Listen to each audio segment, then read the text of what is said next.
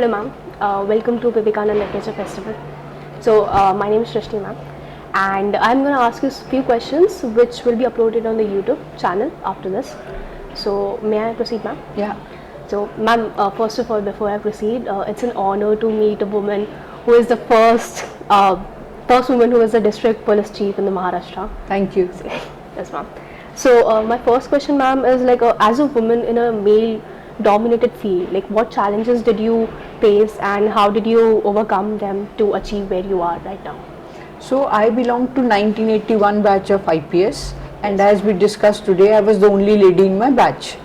So there was a extreme discomfort on the part of boys in my batch of Indian Police Service, and I was equally uncomfortable.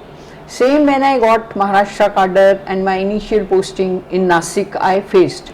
But over a period of time, you overcome your own discomfort, and the team also becomes more accepting to your gender. I felt the fact that I used to work hard in learning Marathi. I am from Punjab, so I was learning a new language. I was very interested in how the investigation goes, how do we document registering of an FIR, then how do we do spot panchanama, how do we charge sheet a case. Once the team, which those days was 100% men, felt that I am interested in my work and I am a good leader, I have honesty, integrity with me, my acceptance level went up.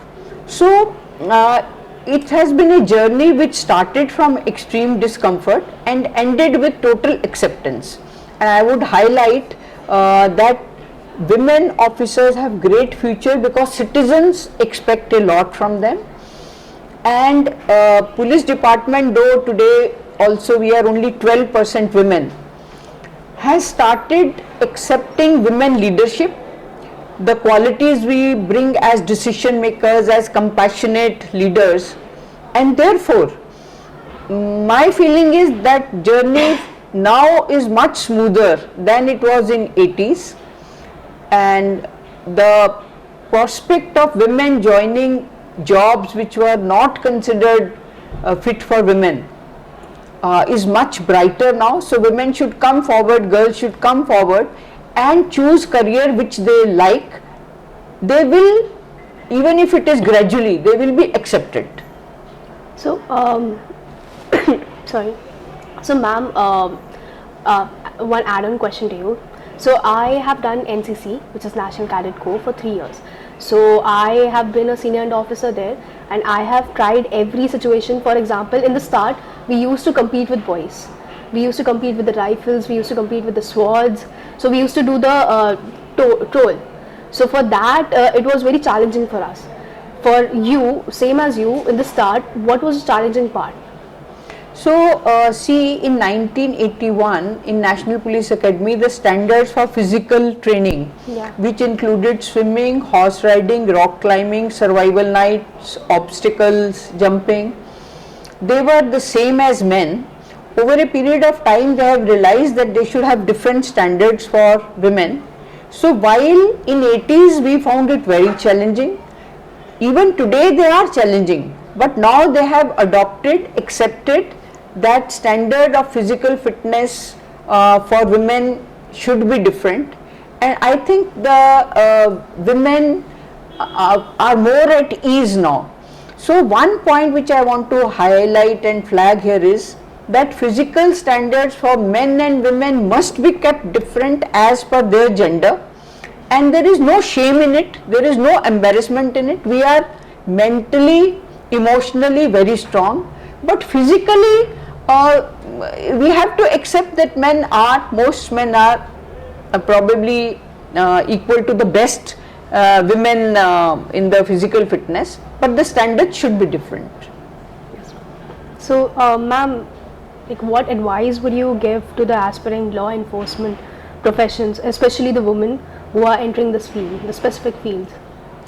Women who are entering law enforcement, policing, they should come with open eyes that it's not a 10 to 6, 9 to 5 kind of job, that there are physical challenges, the duty times are quite odd, But at the same time, since civil services and Indian Police Service or police department per se engages in a lot of citizen interaction, we can help them a lot. Therefore, the job satisfaction is very high. Job itself, career itself is very meaningful and therefore worth the challenge, and also that they can balance family and career in law enforcement. And I would say that if you accept odd time jobs and are looking for meaningful, purposeful jobs where you can help the weaker sections of the society, help the citizens, go for it. So, ma'am, according to you, is there any major differences and the major gap between the corporate world and the civil services? So I haven't worked in the corporate world, but I know that civil services are governed by the state, which means government is responsible Yes, for us, yes, ma'am. and government is the best employer. We get, I think now 6 months maternity leave Yes, ma'am. or plus, and we get 2 years leave, at least in the government of India, to bring up our children, which can take, which you can avail of any time in your career till your child becomes an adult. Plus, like in my case, when I had both my children, I asked for soft postings and I was given those. So government is helpful, it accepts, it understands the role of women in civil services. Therefore, the question of harassment doesn't exist. Maybe in very minor cases I have come across. Otherwise, they help you through your career and help you to balance your family with career. Therefore, I would say maybe MNCs are also trying to do that, but at the moment, government is the ideal employer, and therefore civil services are very good career choice for girls, women, even for men. So, ma'am, the last question, like how did you like a fest? I have found the fest to be organized on a theme which is very meaningful, and it is also all encompassing, and I saw keen interest by the students, and I wish all the best. Thank you so much, ma'am.